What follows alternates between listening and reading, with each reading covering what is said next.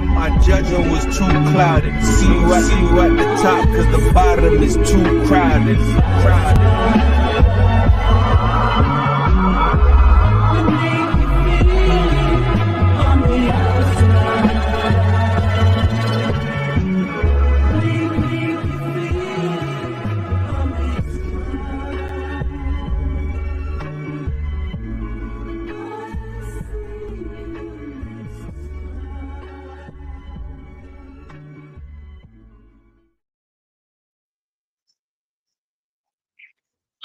What's going on, everybody? Welcome to another episode of the P.U.W.F. Wrestling Talk.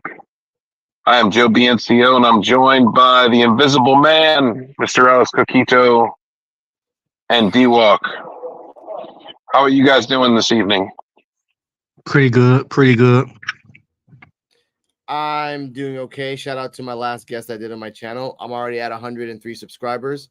That means all I need is just 893 more. And a big shout out to my partner on one half of the Destroyers of Smoke, Kane the Destroyer. We love you, brother. Hopefully we'll see you soon.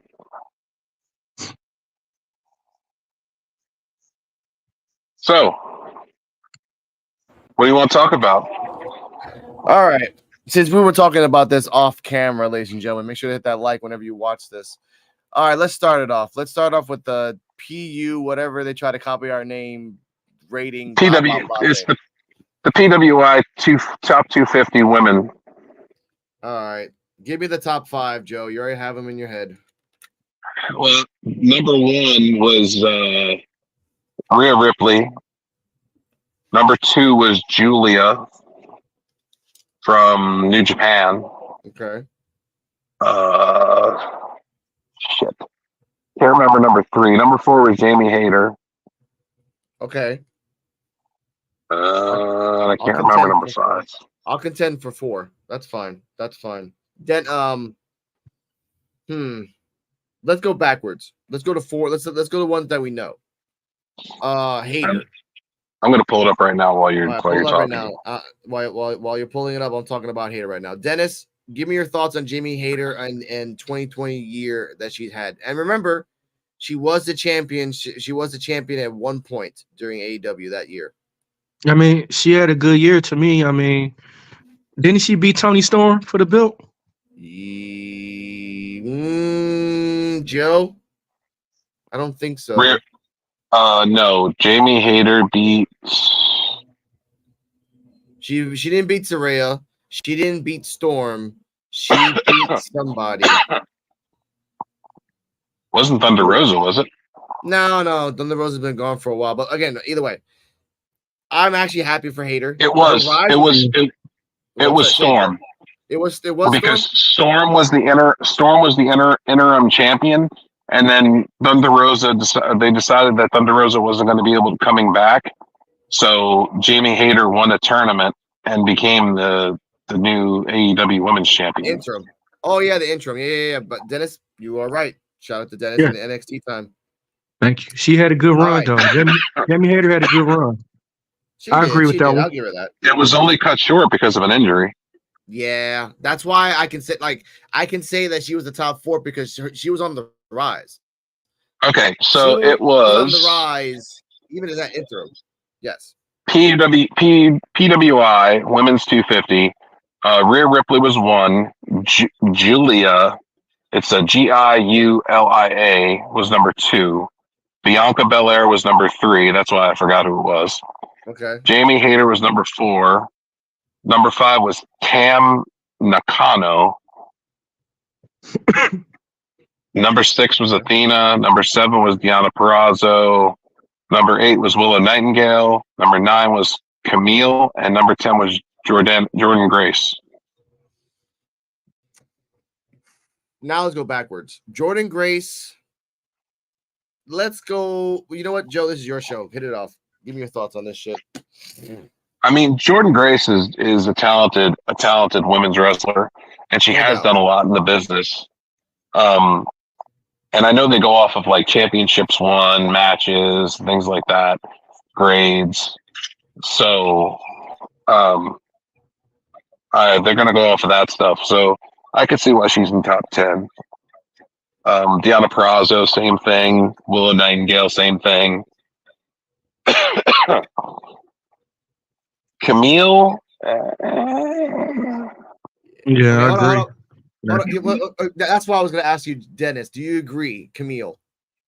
No, there's somebody else better than that been killing it. Better than Camille. Okay, who was that? If I have to say, I probably had to say. I had to say somebody in AEW.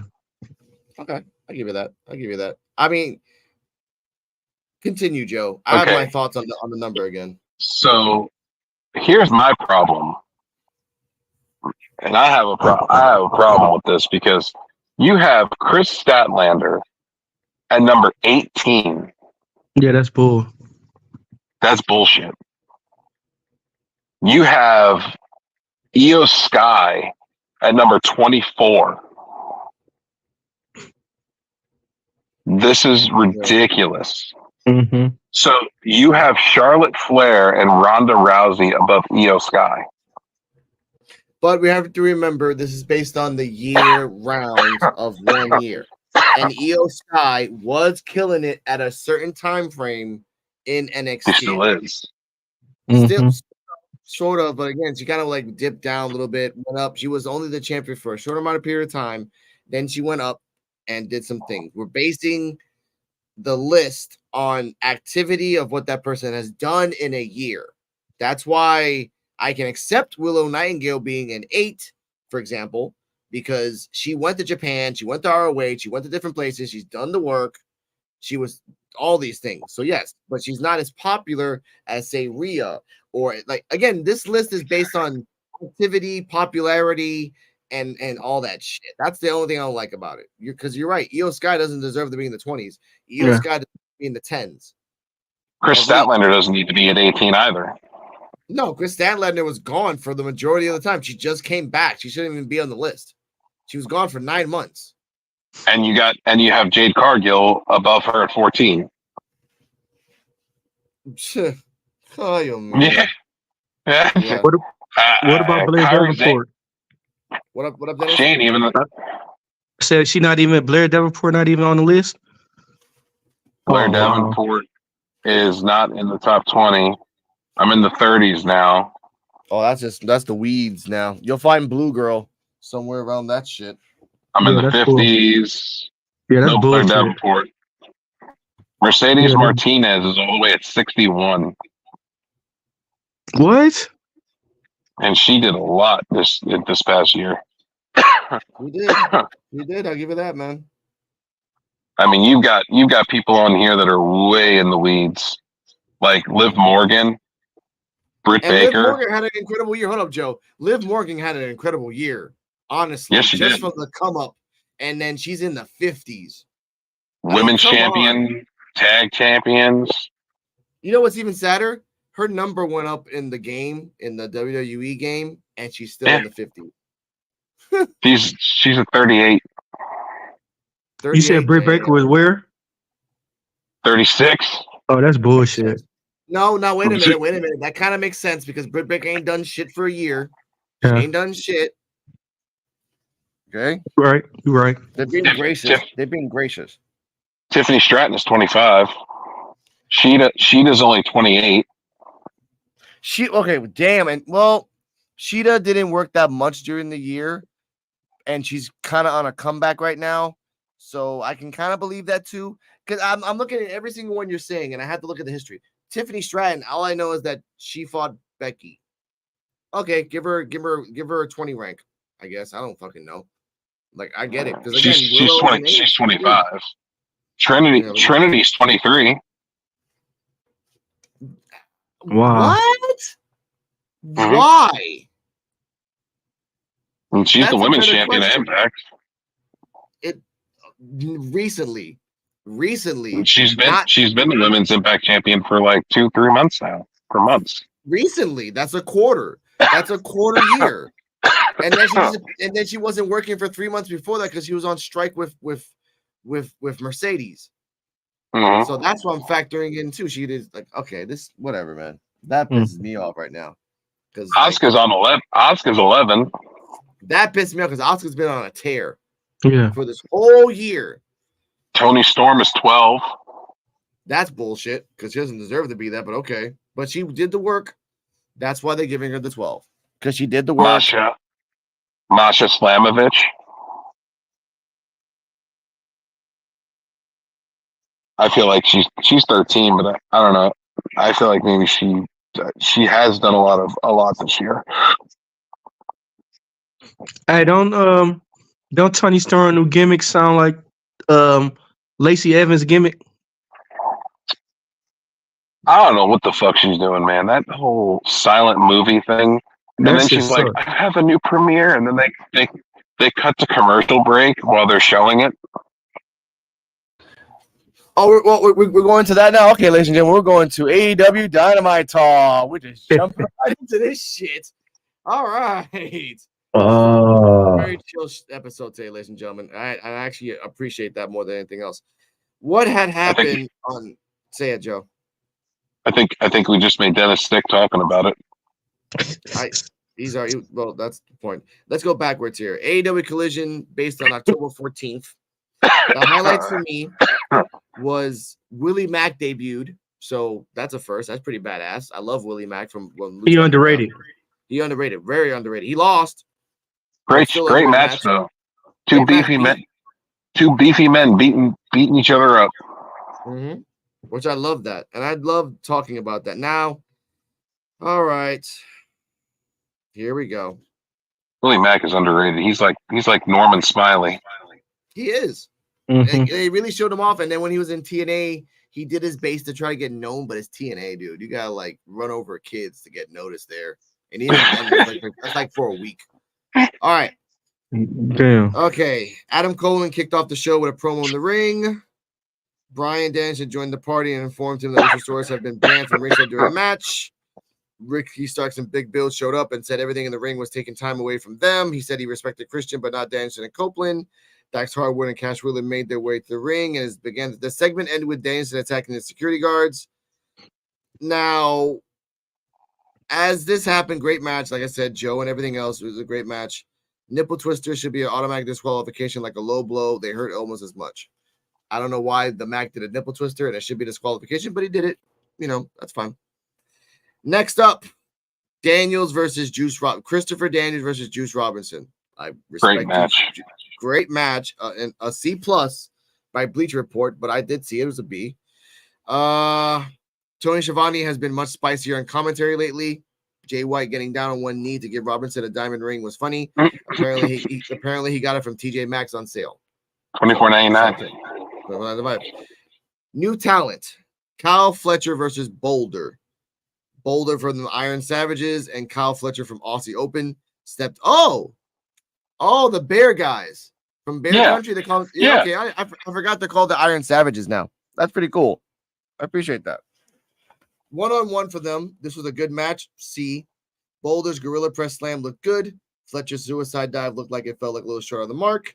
Billy Gunn and Anthony Bowens were shown giving Matt Caster some advice for how to get MJF. That was backstage. Statlander versus Jobber Blue, or like as we like to call her, Sky Blue.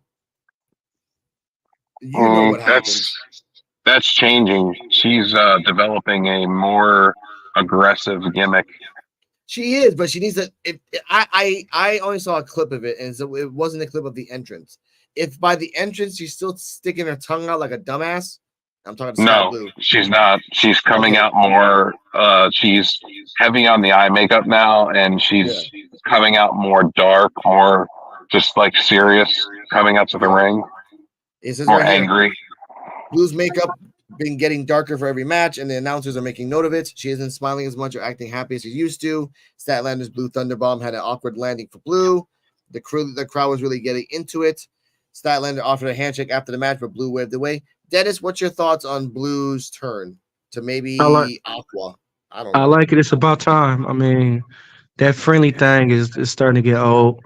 She need a good run. I mean, she deserves it. She a good wrestler. Okay. I'll give you that. Backstage, Fletcher called out Kenny Omega for a match on Dynamite during a backstage segment. Samoa Joe versus Turbo Floyd, and Bryan Danielson versus Christian Cage. Now this is weird. Keith Lee had a quick match. See, it says here Samoa Joe, but they messed it up. So it's Keith Lee versus Turbo Floyd and Bryan Danielson for Keith Lee. Keith Lee had a quick match this week against a man with one of the greatest names ever, Turbo Floyd. The Limitless one self-imposed the time limit on this match and won in less than a minute. Great. Rip Rogers rejects. Nice. Danielson makes entrance. What? Say it, Joe. The Turbo Floyd guy that he beat is one of the tag team that looks just like Rip Rogers. Oh, nice. Shout out to Rip Rogers. You know we love you. Cage and Danielson was a good match. This is the A-. After Big Bill distracted the ref, Ricky starts hit Danielson so Cage could take control and get the win. This led to all-out brawl with Copeland, FTR, and a few others getting involved to end the show in chaos. Now, noticeable notables. Does anyone know when the mullet came back in style? Also, does anyone know how the mullet came back in style? It seemed like we killed it for good, but it somehow survived. Miro and CJ Perry both had videos this week. Perry was shown being approached by Action Andretti, and then Miro was shown beating up Andretti a little bit to show he didn't want anyone using Perry as a manager. I like that. I want to be your manager. I'll be right back. Going to the bathroom. And then the guy's dead. He's no manager. Now, Cage Hurricane Rana reversal into a sunset flip was a nice counter. That one of those spots that easy to screw up. Now, Joe, what are your thoughts on Collision before we move on to the next one? The main event was very good. I liked the main event. Danielson and Christian Cage had a great match. I liked how they had Christian slow the pace down and kind of control how the match was going as it went on. Yeah. Really enjoyed that. That's true. I respect that. Dennis, your thoughts on Collision as a whole? Last match, the main event was good, like Joe said. Yeah. To me, Daniel Bryanson need to be in a title run. Daniel Bryanson way too good. Okay. Now my highlights is that I'm happy that for B-Mac, not shout out to B-Mac. Shout out to Mac. Finally got a other than a TNA show, so I'm happy for that, and I hope he gets more notoriety. He can go. He can go on a Dynamite episode against like maybe even a Wardlow. He'll lose, but if he can show off, like, that's what matters. Because that just reminds me of the Mac versus like Matanza and Lucha Underground, which showed me that the guy can go and he can fight a beast and he can play the underdog. So just give him a chance, and that can make him shine. That's all I'm gonna say about that. Let Wardlow do his thing. He's just coming out powerbomb motherfuckers and leaving. I know, but Willie Mack could be like his rival because Wardlow needs a rival. He doesn't have one, and Willie Mack, as much as he doesn't look like a big boy, the guy's a big boy, and he can hold his own. So I would like that, maybe for me. Oh, D-Walk. By the way, Blair Davenport on that list is 131. Wow. Okay. Damn, that's like see ya next to 4 years, man. That's brutal. All right. She's getting there. Don't be modest. She's never getting there. She's 131, man. Damn. She near Sunny in jail. Piper Niven is down there too. Oh, well, Piper Niven hasn't been used except for comedy acts, so that's why. And even comedy acts, not even good to promote themselves. But either way. Yeah. Rampage. October 13th, Friday the 13th. There's only 3 matches. Sky Blue this is the day before Collision, obviously. Sky Blue versus Sakura, Jay Lethal versus Trent, and Daniel Garcia, Daddy Magic, and Cool Hand Ange versus the Hardys and Brother Zay. Now, this is going to be real quick. The artists, formerly known as the JAS, that's what they're calling themselves now because they need new shirts, versus the Hardys and Brother Zay. As if you remember, Brother Zay was the one that made the moaning sound, which we don't have to report because you two would get our asses. This is a great back and forth match. C+. The crowd booing when Daddy Magic stopped Garcia from dancing was hilarious. The way Garcia hit his finisher on Zay looked great. Say Solar like RVD selling an RKO. Hager feels like such an afterthought. Without Jericho, it doesn't feel like he has a reason to keep associating with it. It's true. Your thoughts on this match? Because it's the and oh yeah, backstage, by the way, Joe, before you answer. Backstage, Garcia's like, look, my dancing won.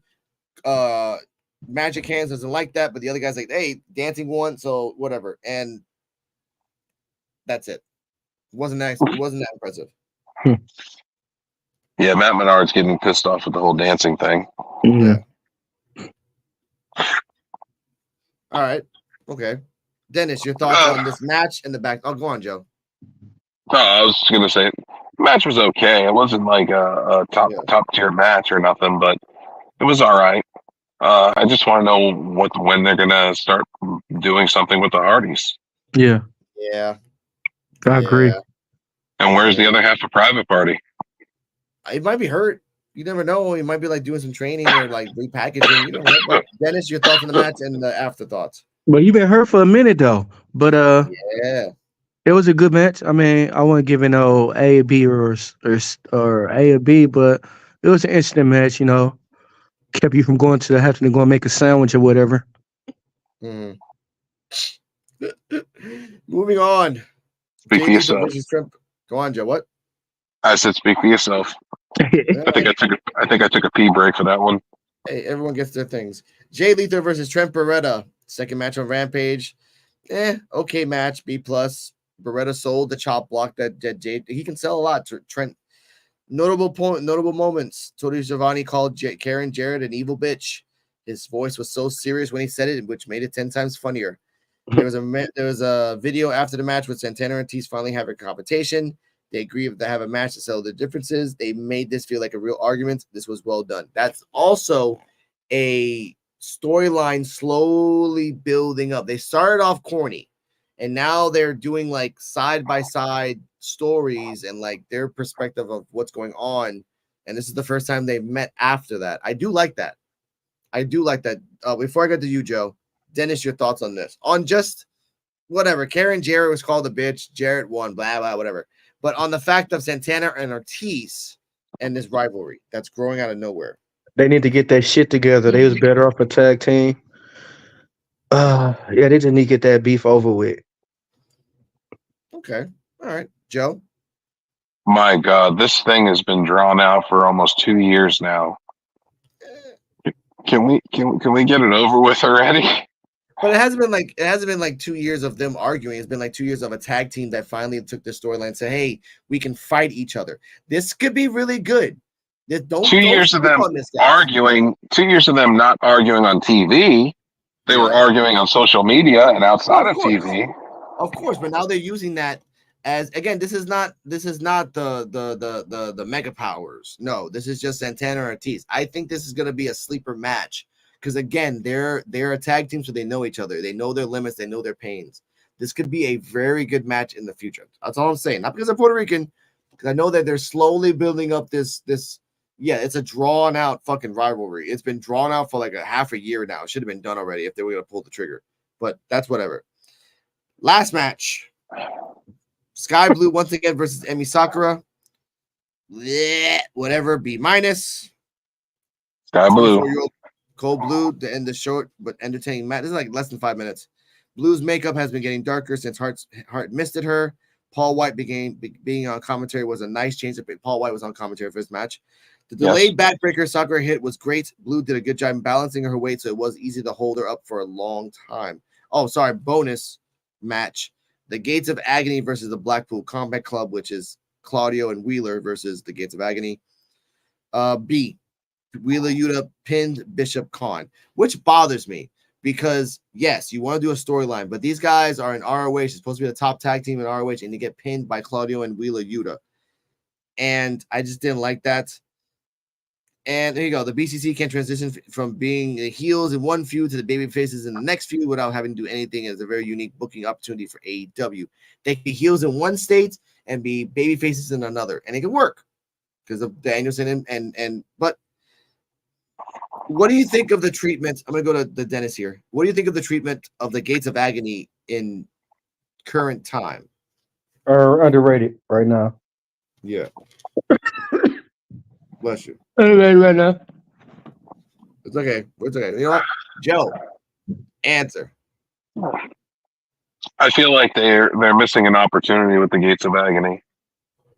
Okay. I feel like it's a missed opportunity. I feel like you have these two young men that are one of them is more solid, chiseled, and the other one's like just a really big boulder type guy. And they have a good gimmick. They have a good they have good ring presence. And I feel like they're not being used to their full potential. True, and I respect that. Again, I don't care about them. I do care about them, but I don't care about them because they're just a waste of time. Now, Yeah. one more thing before we're gone, and that's called Dynamite. And here we go. Try to find the right one. I have a couple of pages open. Ladies and gentlemen. Here we go. All right, Dynamite. This was Crazy. on October 18th. Bless you. These are the matches at the Dynamite Diamond the Dynamite Diamond Ring Battle Royal returns. Penta Cero Miedo versus Jay White, Sakura versus Shida, Wardlow versus Nemeth, which I feel bad for Nemeth, and Kenny Omega versus Kyle Fletcher. Now, Okay. Jay White versus Joe. Jay White and Penta opened the show, and that was a fucking amazing match. Yeah. I love that match. Everything about it was beautiful. Mm-hmm. It was rated 3.5 stars. Dennis, your thought on the match? I love that match. That match was entertaining. Everybody got their shit in. I liked it. All right. Tying Penta's mask. Penta's mask. Tying Penta by his mask to the fucking turnbuckle. And they've done this before too. They've done this before, and then the other time they did it, he learned to have a Velcro mask in the back of it. I guess he didn't put that on today. So that dumbass.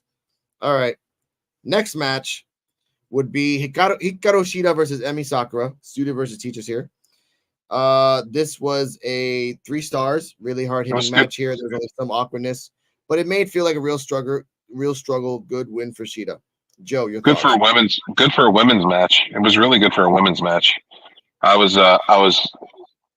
very surprised. I was very happy, and I'm glad that Emi Sakura is getting more screen time because she deserves it.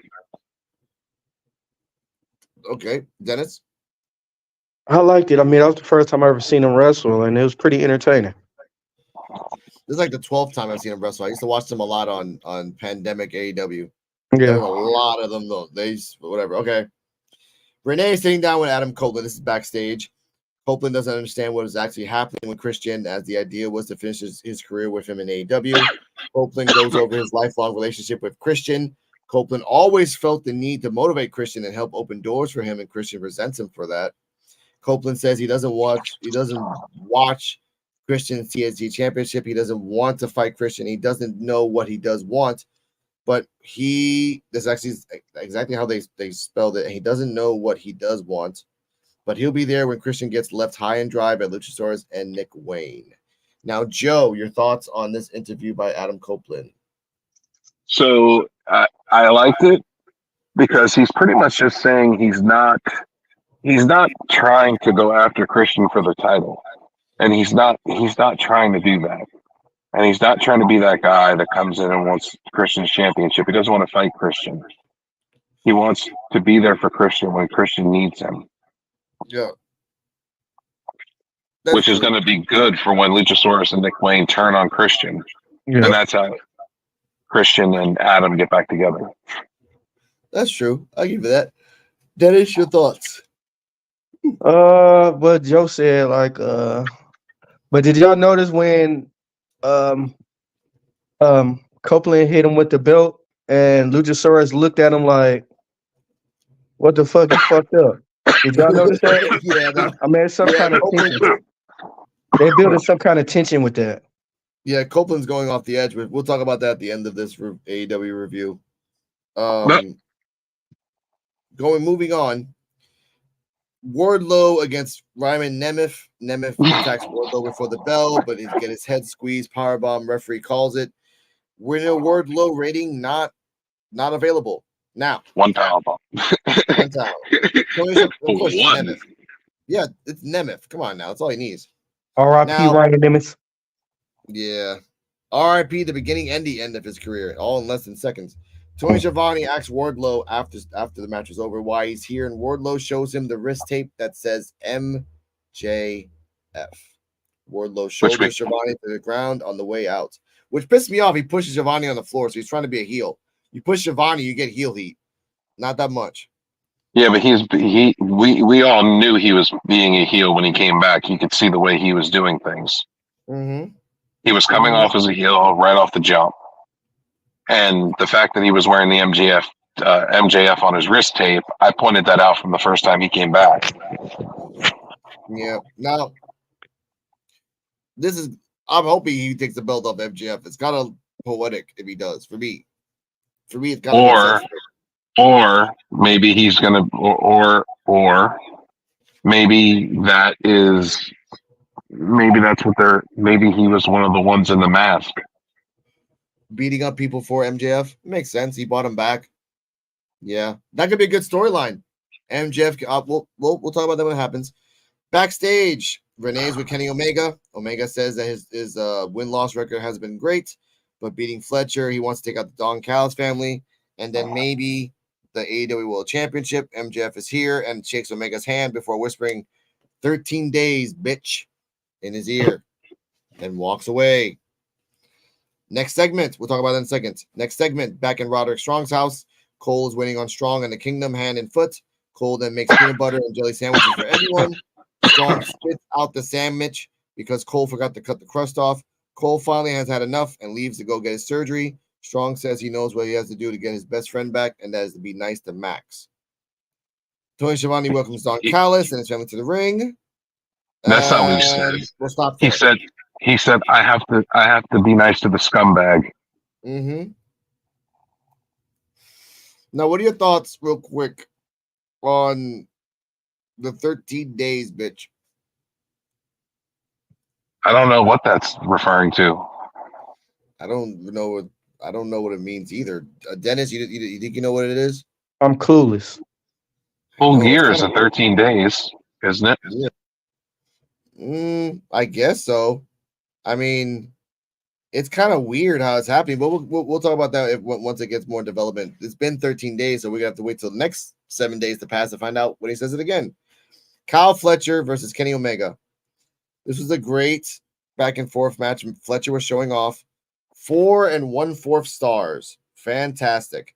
Omega's return to singles is triumphant, and he's showing no signs of slowing down.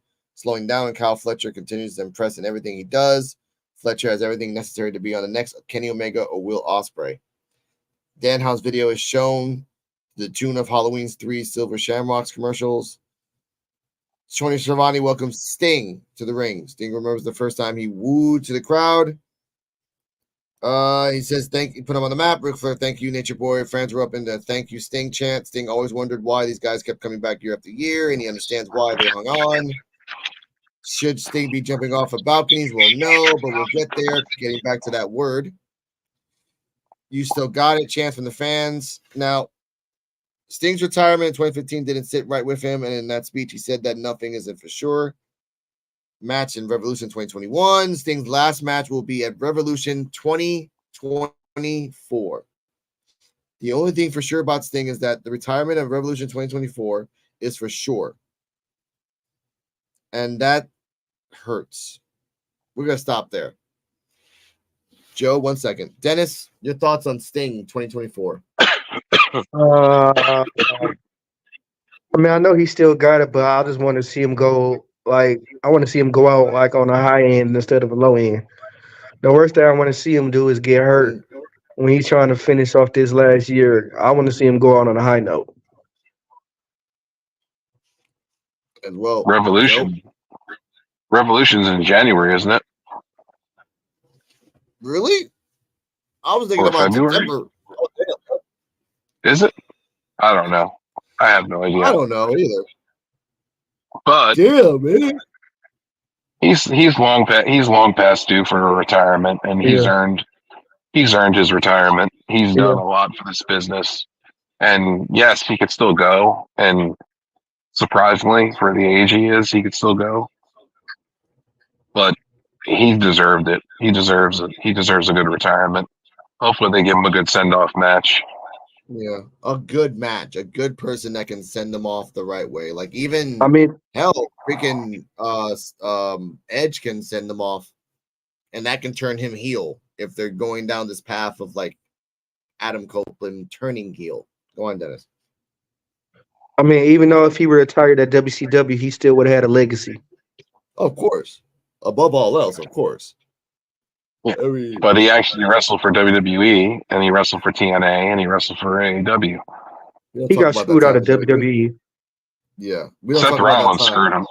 Yeah, but we don't talk about that WWE run. It doesn't feel that it counts. Like any hardcore wrestling fans, like it was great that he popped up. It was great that he destroyed a statue of Rollins, and it was great that he let Triple H beat him for some weird reason that he needed to beat Sting. I don't know. Either way, moving on. Jim Ross with Nick Wayne and his mom. Ross tells Nick that he's going to regret turning on a true friend, which is tough to find in the wrestling business. Mama Wayne. That's so out of character for him, and she doesn't recognize her own son. Nick cuts her off and tells her to shut up. Nobody ever asks about Nick. Always Darby. Nick has a new father figure now, Christian, who's more of a father than his real dad ever was. Nick says his mom was a terrible mother, and she slaps him in the face. Christian tells Mama Wayne that she should have picked up the phone as both guys leave the room.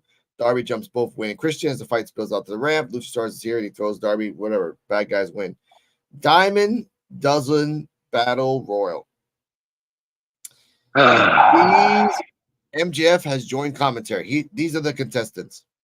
Johnny TV, Trent Beretta, the Hardy Boys, Daniel Garcia, Dustin Rhodes, Commander, Juice Robinson, Jake Hager, Matt Menard, Matt Sydal, and Max Caster are in this one. And in the end, Juice Robinson. Huh? The final two. The final two was Caster jumps Garcia from behind, down the Caster and Juice. Juice is hanging on the apron by a thread and tries to pull Caster to the floor. Both men are on the apron now, fighting with right hands. Juice wants to superflex Caster to the floor from the top. Caster pushes Juice to the floor, and it's the mic drop. Jay White jumps MJF from behind on the commentary table. MJF gets the upper hand and charges, but White goes low on him. Left hand of God by Juice with the ring on his hand, and Caster gets tossed. 3 and 2.5 stars. Tough to enjoy a battle royal, but the story made sense throughout, so it was good for what it was.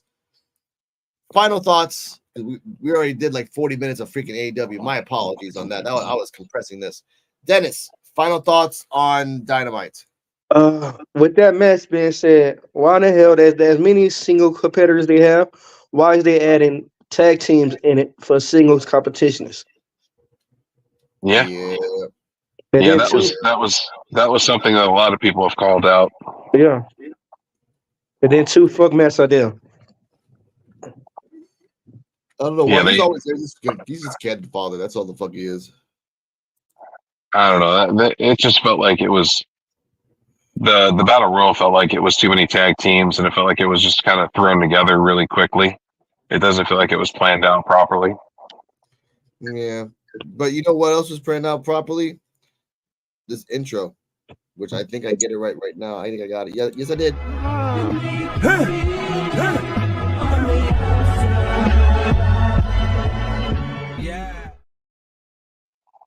All righty. Let me get my page up. Let's go ahead and talk about some of these Monday Night Raw matches. Did y'all watch Raw? Did you like Raw?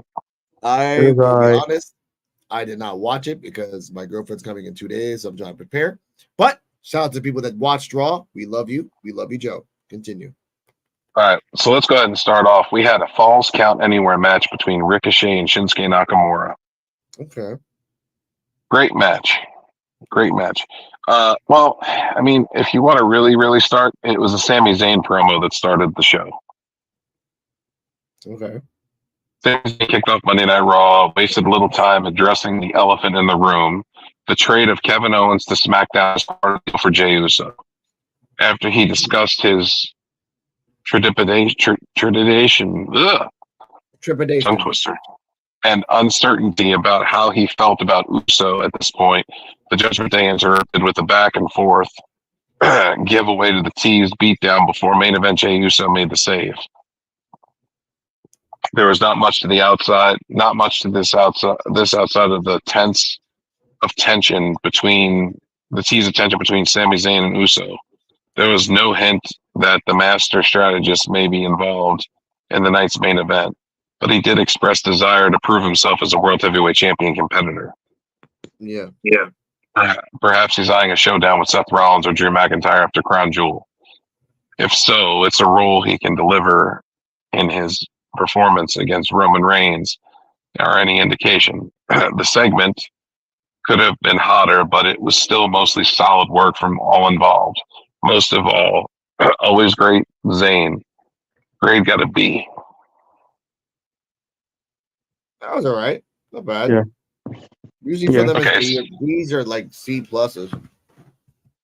Falls Count Anywhere, Ricochet versus Shinsuke Nakamura. Which I watched. It was a very good match. A lot of high-hitting stuff.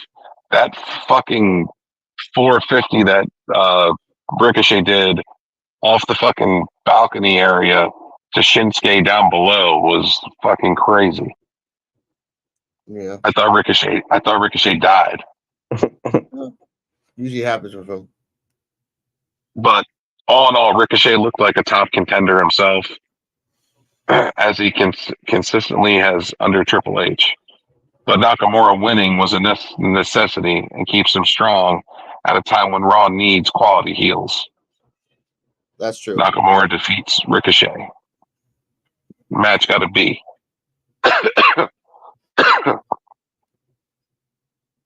Okay. And then we go on to Natalya versus Piper Niven. Why? Ooh. Just why?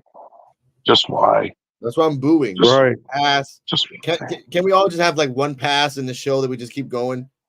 let's just go ahead. Just go ahead and tell you the results. Niven defeated Natalya to a C+ rating. Okay, that's fine. Nikki Cross brooding in the background of a backstage confrontation is a commitment to character, if nothing else. Yeah. Has anyone managed to come back from some of the awful creative ideas dealt to Natalya? Nope. She should be done, man. Knox the star in the making. If the creative forces give fans something to care about, they will. Yeah. They won't, but they can try. Seth Rollins and Drew McIntyre cut a promo. Tensions mount between World Heavyweight Champion Seth Rollins and number one contender Drew McIntyre of Monday Night Raw, with each man taking personal jabs at the other on the microphone. Rollins then told the Scot to stop blaming everyone but himself for not being world champion. It was a heated promo that continued to plant the seeds for a McIntyre heel turn while providing fans with an emphasis for his feud. Crown Jewel will feature a great match between two of the best workers on the planet, but the title match will provide the launching point for a heel McIntyre and Rollins, who could turn a loss into an opportunity to chase the title for a few months, and a much needed freshening up at the top of the Raw card. Good stuff here, especially for McIntyre, who portrayed seething extremely well. A+ for the commenter for the segment. I heard McIntyre have signed a new contract and he on his way out. I don't know. I hear everything's good in the camp now. I mean, they said he What do on you good guys- terms with him. They said he on What do you good terms guys- with him, bro. Huh? My fault, bro. Go What do ahead. you guys think about? What do y'all think about Drew McIntyre and Seth Rollins? Am I supposed to think about it? Because I don't. I mean, do you think it's a good idea? If they've never fought before, then yes, that'll be a nice little one-time thing. If they've fought before, then I don't think they have. They don't think they have. Then yes, this would be a very unique situation. If they've never fought before, then I would like to see it, because I always like one-type matchups. But the thing is with Rollins and McIntyre's, their styles are so weird, and They're not weird. Their styles together would be very weird. Mm-hmm. I feel like they're using it. I feel like they're just using it to turn Drew heel. I guess. I'm going to be honest. I think Sami Zayn's going to get involved. Yeah. I think Sami Zayn's going to go heel. Mm-hmm.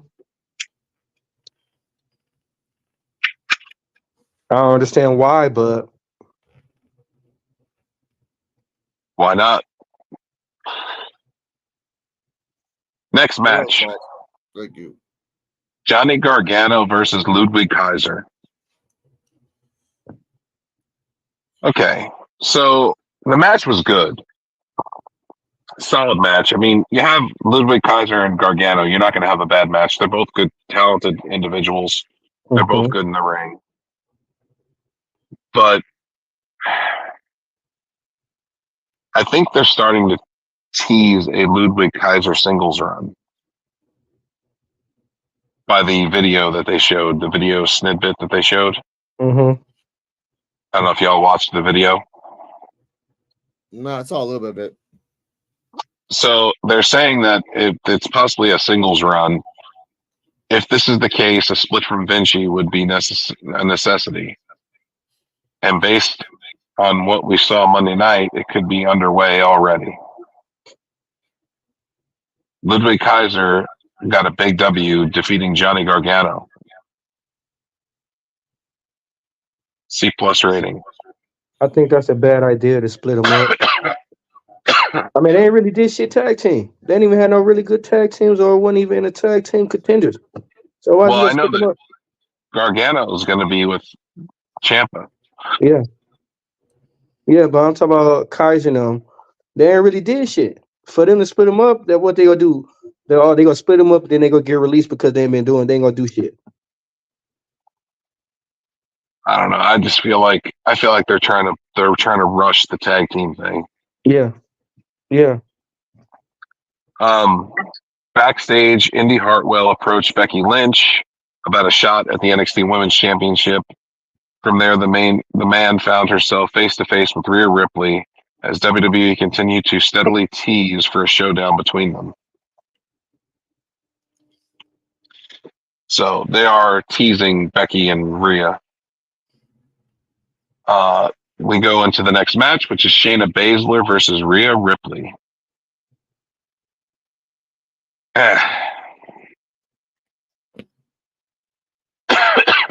Talk about it, Joe. Come on, now, you don't seem so enthusiastic about it.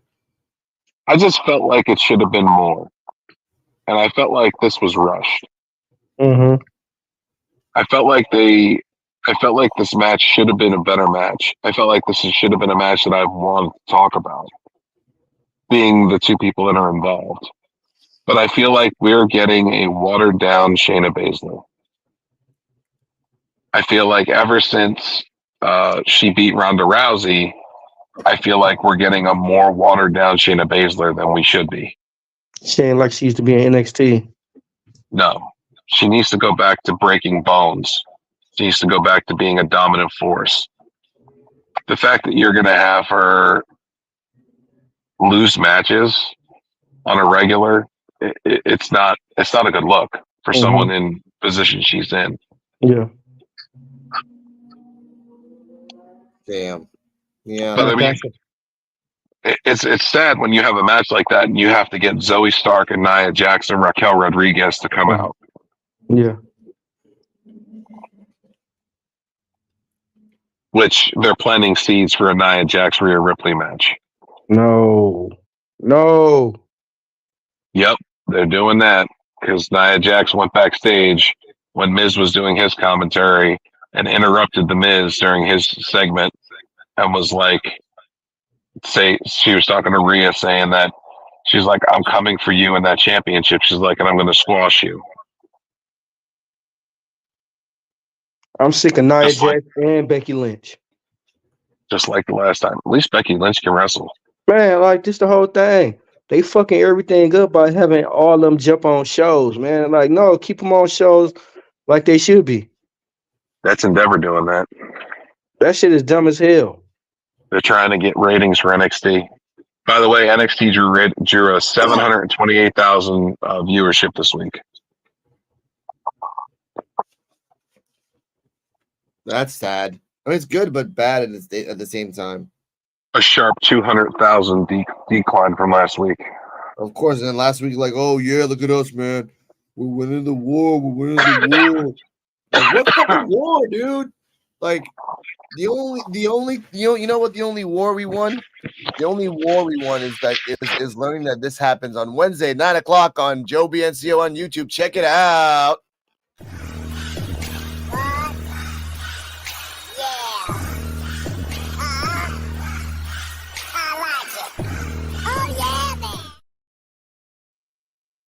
Yeah. Wednesdays, 9:00. Check it out, Joe BNCO. Yeah. On YouTube. No. I like it. And you know, I didn't change the voice for security purposes. So Hey, that was dope. I told Alex earlier that was dope. That was a dope intro. told you, man. So Inspiration Ripley, and weed. What, Joe? Ripley defeats Baszler via disqualification. Grade got a B. You know, I have a question before we continue. How long is Baszler going to stay in WWE before she goes to either Japan or AEW? Because they're not going to take her in Impact. And no way they're going to put her ass in ROH. If they put her ass on Impact, she would dominate Impact. No, I get that part, but then what's the point of sending in the Impact? She's the, I don't know, man. She's, you could put her Jordana Grace versus Shayna Baszler would be a good match. You tend to forget Jordan Grace is a short ass person. Like well, so is Shayna Baszler. She's not that short. Shayna Baszler? You talk about Scott Steiner 2.0? You talk about Scott Steiner 2.0? Yeah. Talking about Jonathan Grisham's wife. Bro, she bigger than he is. She jacked than he is. Yeah, she's bigger than him. I'm using Baron Corbin as a reference because they were partners in on the YouTube channel with Xavier Woods, and her eyes would match his shoulders. So Baron Corbin's like 7 something, like not 7, but like 6 something. So she has to be at least 5'10", 5'11" at the most, maybe even like. Who's that? Shayna Baszler. Really? Yeah, Shayna Baszler and Baron Corbin were partners. We were going on a tangent for a second. Shayna Baszler and Baron Corbin were partners when Xavier Woods was doing like a Cinnamon Toast Crunch sponsored episode on his YouTube channel. And when they were side by side, her eyes would match his shoulders. Again, Baron Corbin's not a small dude. Baron Corbin's a tall ass dude. That's what I mean. So she has to be at least 5'11", 5'10". I'm guessing. But again, I'm not going to Google this. Let's keep going. Talking about Shayna Baszler. Yeah. Now I want some Cinnamon Toast Crunch. At least a cake or something. Damn, I'm hungry. Get some of that Cinnamon Toast Crunch peanut butter they got. That just got here to Puerto Rico last month. $7. No, it's only like $3 here. Yeah, it's called inflation. It fucking sucks. Anyway, keep going. Sadness. Intercontinental Championship match. Big Bronson Reed versus Gunther. That was a good match. Okay, but here's the thing. And this was talked about on other channels as well, and I agree with what they're saying. Mm-hmm. This was the make or break point for Bronson Reed. Ooh. Either you're going to give him a championship and have him win a championship and promote him and make him bigger, or he's going to lose to Gunther and you're going to bury him. Like they did in NXT and in the UK. Which is exactly what they're doing. Here's the thing, though. I have a question for you, Joe, and for you, Dennis. Do you think when he gets the belt, will it elevate him? Because I think of Bronson Reed. I think of like a very Kiwi Otis, and I'm happy for that. But he doesn't really make me want to be like, wow, I want to keep watching him every week. Otis, back in the day, Otis is a lot of things to watch now. Now he's in the other academy with the other guy. I'm like, whatever. They shaved his face. He looks ridiculous now. That's my opinion. I agree. But Bronson Reed has something. I mean, he has an edge. Okay. But the problem with that is that you're putting a heel versus a heel. Yeah. Nobody's winning that. The only works Nobody wins. The only works when there's an actual proper storyline that makes sense before and during the ring. So Yes. if there's none, then sorry, man. Bam Bam Bigelow 2.0. I don't know. I don't even think I put him that far. Yeah, But you're right. the match got an A. I mean, it did get a good rating. And we all know Bleacher Report's very tight on their ratings. Mm-hmm. Respect that. So for them to give it an A, that's pretty good.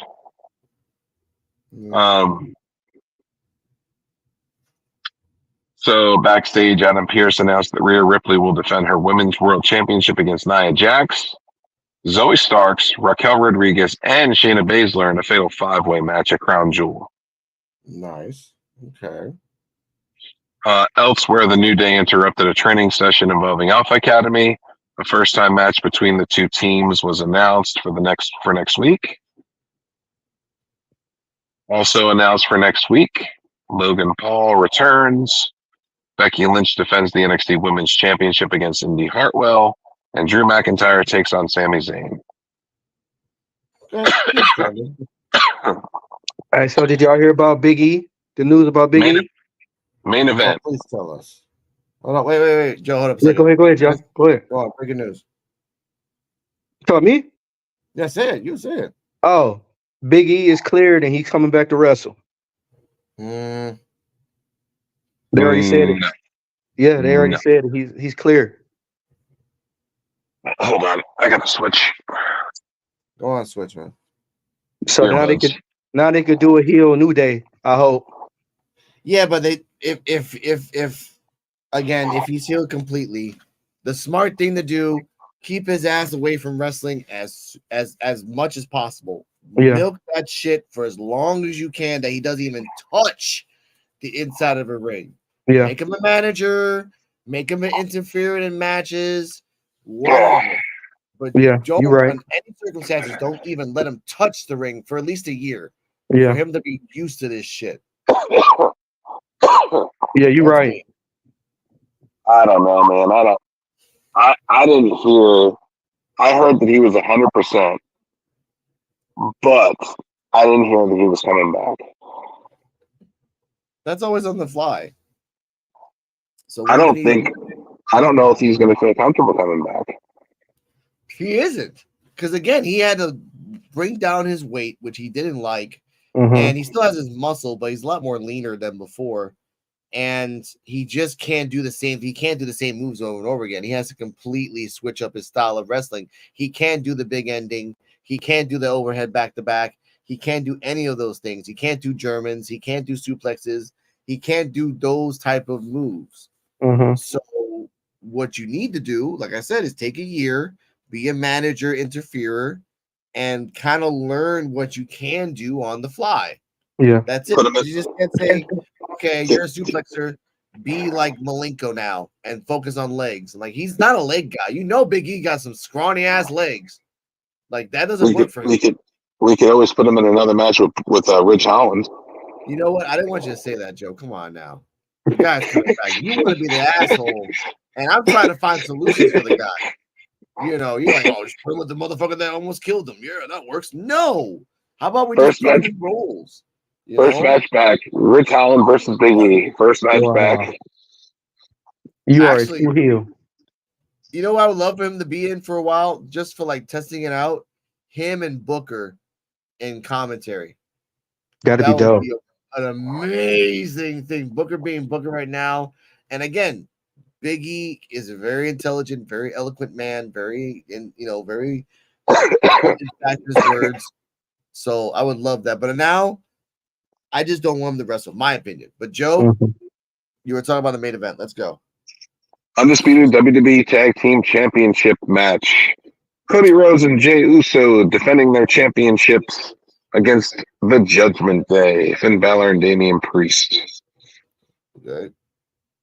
Very good match. It was back and forth.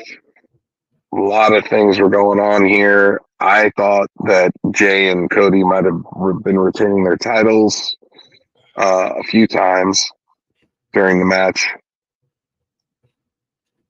And Jimmy Uso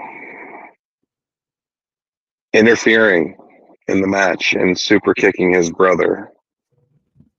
Did the ref see Which, no.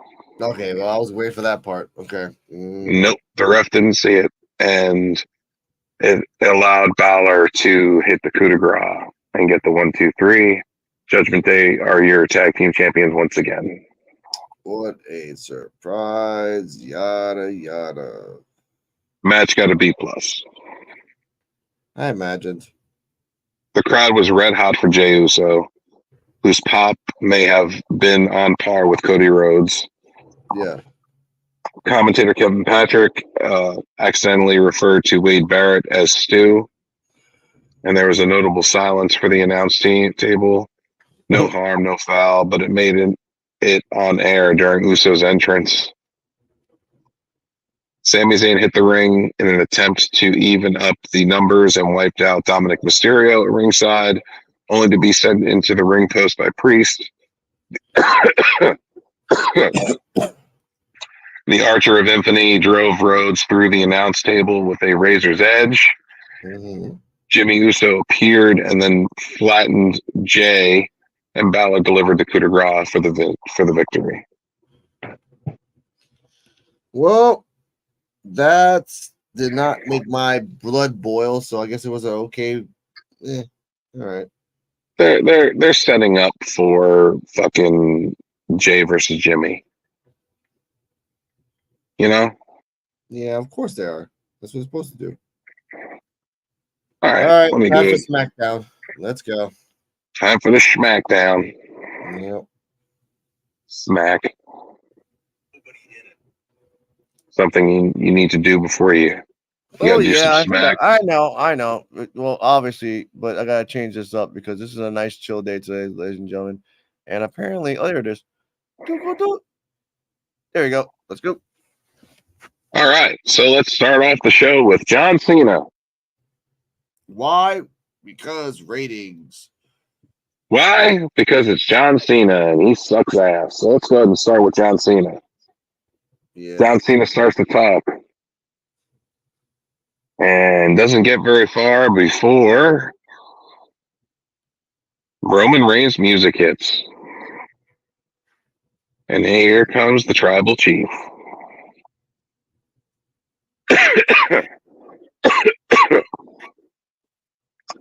So Roman Reigns comes out, talks to Cena. Cena says that he's there to acknowledge the champion and the amazing job he's done. And he's like, I'm not here for a fight. I'm not here to challenge you. I'm here to acknowledge you. He said, but I know someone who is. And LA Knight's music hit. Here comes the megastar. Comes out to the ring. And he starts talking on the mic, doing his spiel, going back and forth with Roman. It was a good opening segment. I'm happy for that. But I don't know why. That's it. Why what? Well, the pop for LA Knight was huge. Okay, that's why. I was going to say if there was a pop for both of them. Okay, I give you that. That's there was a pop for. There was a pop for Cena. There was a pop for Reigns, and there was a pop for LA Knight. Okay. LA Knight, I feel like he had the biggest pop though. Mm-hmm. They didn't even need Cena though. All they had to do is have Roman Reigns come out with their LA Knight. Yeah, I feel like Cena overshadowed LA Knight a little bit and Reigns. Okay. I don't know why they did that yet. And LA Knight's response to to Roman Reigns when he first gets out. He says to Roman, "You pissing your pants yet?" Damn. That happens. That was the first thing the LA Knight said to Roman when he got in the ring. He looked right at him. He's like, "You pissing your pants yet?" Yeah.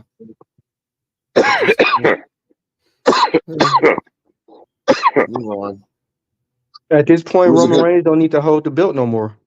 It was a great opening segment. It got an A.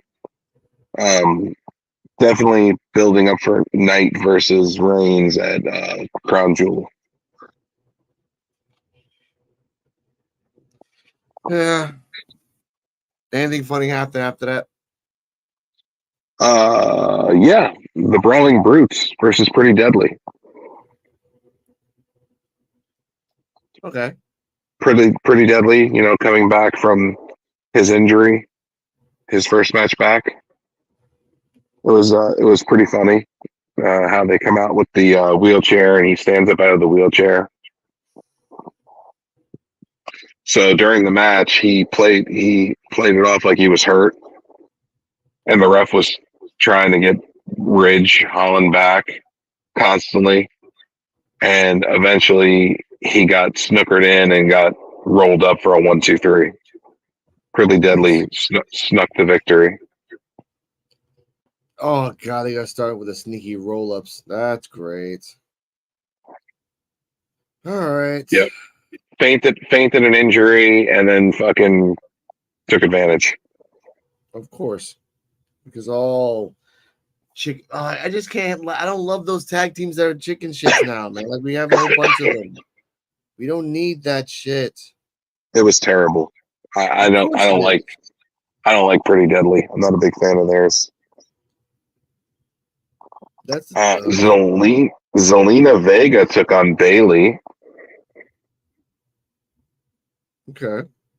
It was all right. It was okay.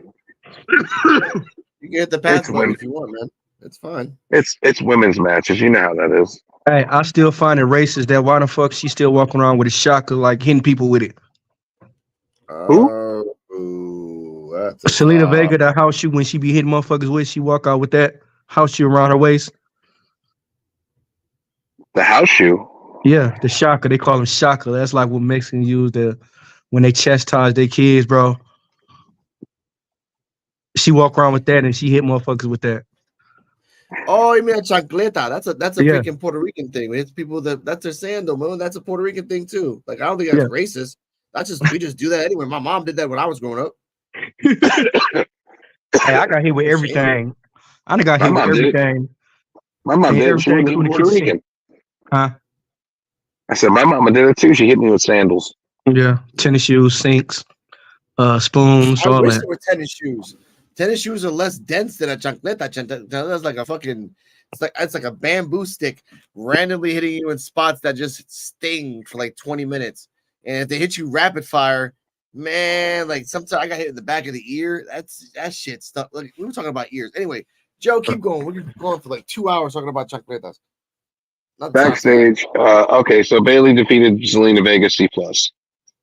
Backstage, Carlito made his first SmackDown appearance in 14 years, and after challenging Bobby Lashley to a match, found himself beaten down by the Street Profits.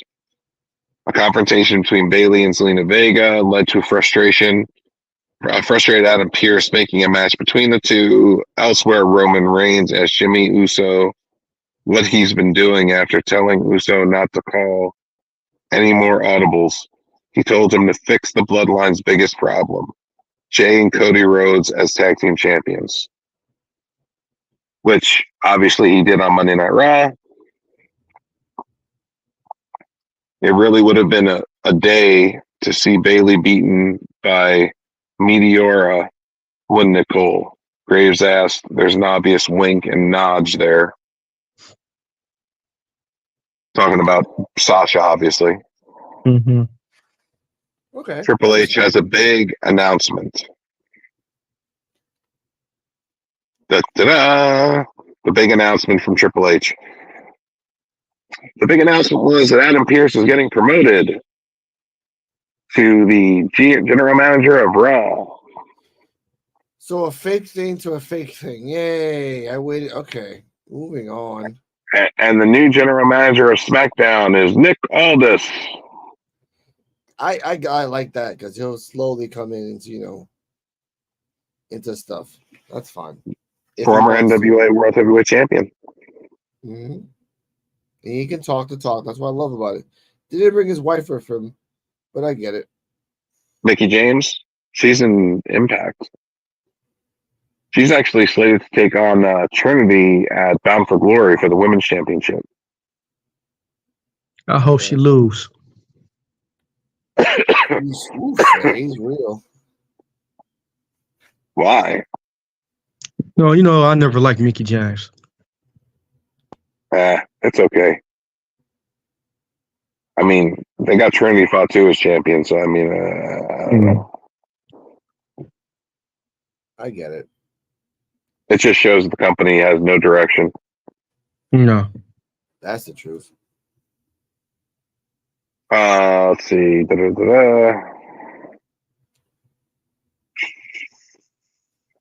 So all this sport of the blue suit, nice touch. Making light of reports that WWE pumps in crowd heat to drown out Mysterio. Owens immediately drops Mysterio with a stunner, which is a nice touch and only enhanced the fans' reaction to the former Universal Champion. So Kevin Owens dropping Dominic with a stunner. We had Cody Rhodes and Jey Uso versus Grayson Waller and Austin Theory for the tag team championships, and obviously Cody Rhodes and Jey Uso won. Match was, I get it. They gave it an A, you don't but sound happy. You don't sound happy talking about this, Joe. So I'm just riding with you. Right. I'm just rolling through. I'm just trying to roll through some of this shit because some of this shit is just bleh. SmackDown. We had Charlotte Flair talking to Nick Aldis in a backstage segment, and as she turned around, she was face to face with Jade Cargill. Okay. Charlotte and Jade Cargill had a little bit of a face-off, and they went to commercial. Obviously, using it to build a catalyst for future. What are your guys' thoughts on Charlotte Flair versus Jade Cargill? That'd be a good match. I think so. I don't. Go on, Dennis. Finish. No, that's all I say. I think that'd be a good match. That will be a Botchamania, good classic main event. Because I'm just again, Charlotte is a fucking gymnast like Jade, and I get that. The difference is Charlotte is a gymnast raised by a wrestling daddy.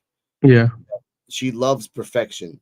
Jade loves the showman and not the perfection. So you know what? I'm gonna wait until she boots Charlotte accidentally in the face. And woo, that shoot fight's gonna start in the middle of the ring. I tell you what, boy, if she fucking hits Charlotte, if she hits Charlotte, she's gonna catch a hell of a fucking receipt. That's what I mean. It's not a matter of if; it's a matter of when. You know damn well her boots have never been on point.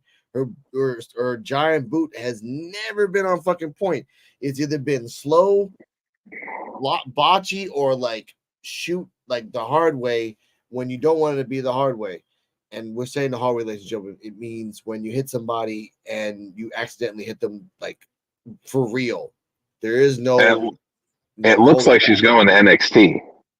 By the way, it looks like Jade is going to NXT. From the end of NXT, the way they ended it with showing her on the screen, tapping her watch, letting people know it's time. Okay, I get that. And hopefully she learned from Sheamus how to big boot. She better learn how she has the big boot. She better fucking like. That's what I mean. You have people that have used that for a special. Sheamus, you do the same thing I do. I do the same thing you do. Can you teach me how to do it the proper way and time it? You know, till like that's all you gotta do. Make a signal or something. let's just go here and look at this. She was learning from Bryan Danielson how to wrestle and still couldn't do it. Yeah. She was learning from one of the greatest professional wrestlers of this time, and she still sucked. In a sense, she still sucked because again, Bryan was teaching her wrestling and technical moves, but in WWE, there's a lot of big guys that can move. So I'll give her the benefit of the doubt of having a new range of people. And if she was smart enough and had a lawyer next to her the whole time and talked to the man in charge, like, hey, I want the best teachers. I want the best thing. You put an investment in me, so I want to go. Again, they must have threw a shitload of money to snatch her out of AEW to freaking be like, hey, come to WWE. No real plan. Just, we'll see what happens. But continue, Joe. All right, so let's go to the main event. LA Knight versus Solo Sikoa. Oof. Main event. First time.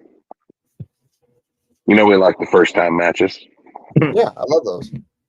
And Solo Sikoa is a fucking monster, so he's only lost maybe 2 or 3 matches. I think so. Maybe by tag teams mostly, and then maybe by interference of a singles match. But they've always kept him strong. He lost to Cody. Okay, yeah, that's Cody though. Makes sense. I think he lost to Kevin Owens. Yeah, all right, that makes sense too. Storyline that does make sense. So we go into the match. The match was actually pretty decent. I mean, it was definitely a hard hitting match. Obviously, it's Solo Sikoa. You're not going to have a soft match with Solo Sikoa involved. And LA Knight can throw some damn soup bones too. That's true.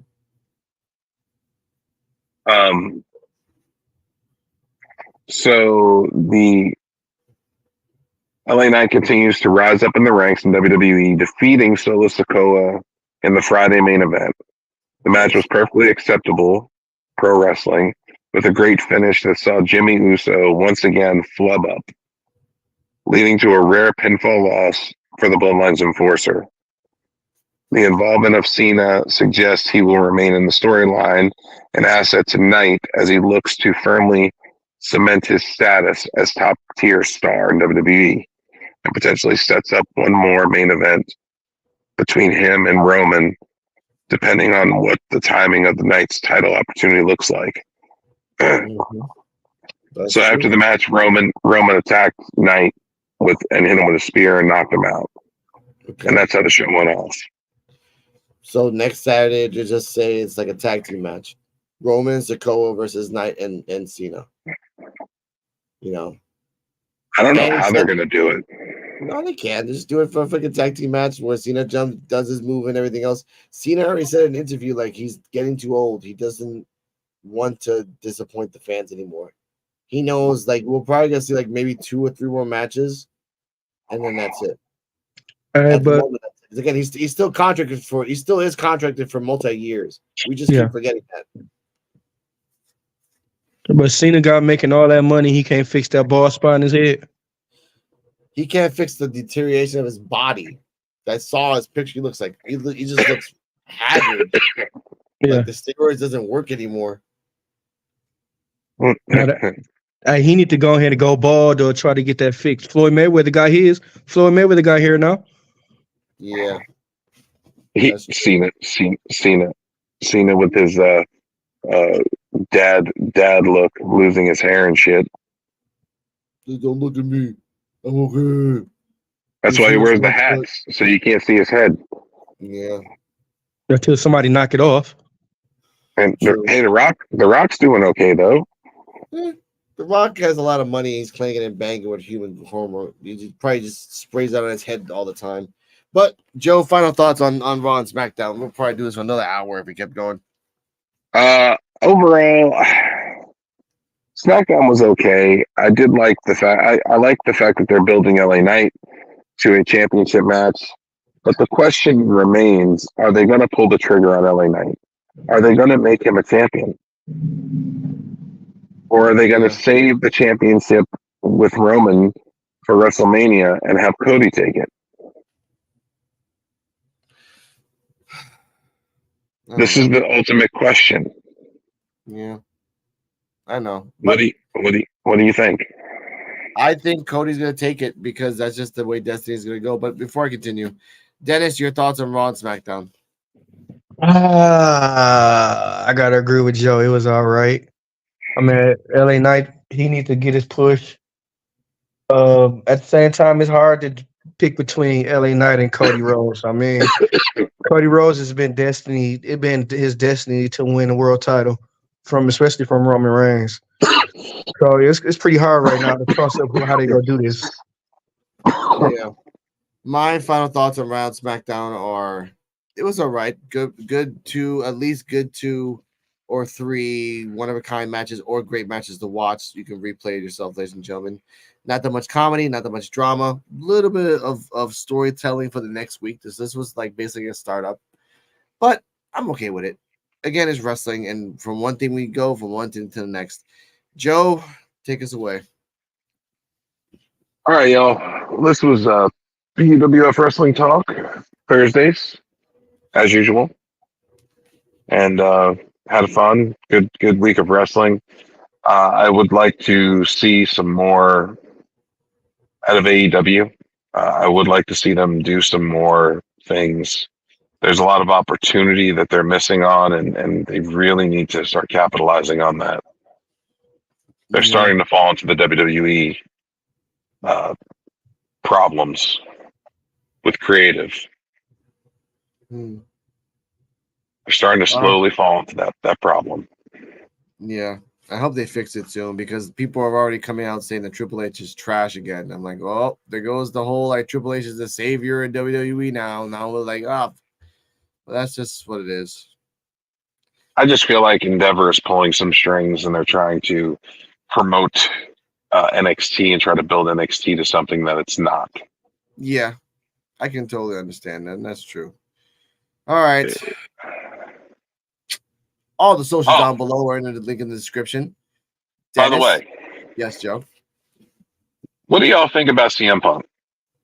Do you think that he is? Do you think he's coming for Survivor Series? Do you think they're going to save him for Royal Rumble? Do you think that? Do you believe what they say when they're like, "Oh, we're not talking to him. He's not. We're not interested." If we go to Survivor Series and there's a mystery partner at the end, it's in Chicago. Team, yeah, if there's a mystery partner at the end of Survivor Series and no one's known yet, it's Punk. If there was a mystery partner and then they found out like before SmackDown ended, and no.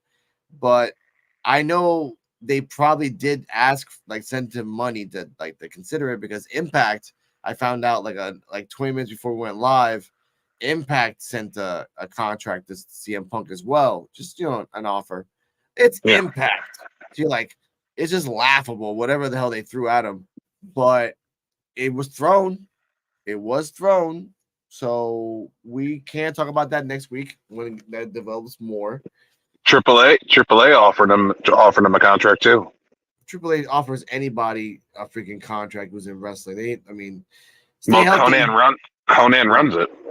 Yeah, I know. Stay healthy. Stay happy. We'll talk about this for another 30 minutes. P.U.W.F. is a podcast for underappreciated wrestling fans. See you next Thursday. Wednesdays at 9:00. On the outro says it all. I like it.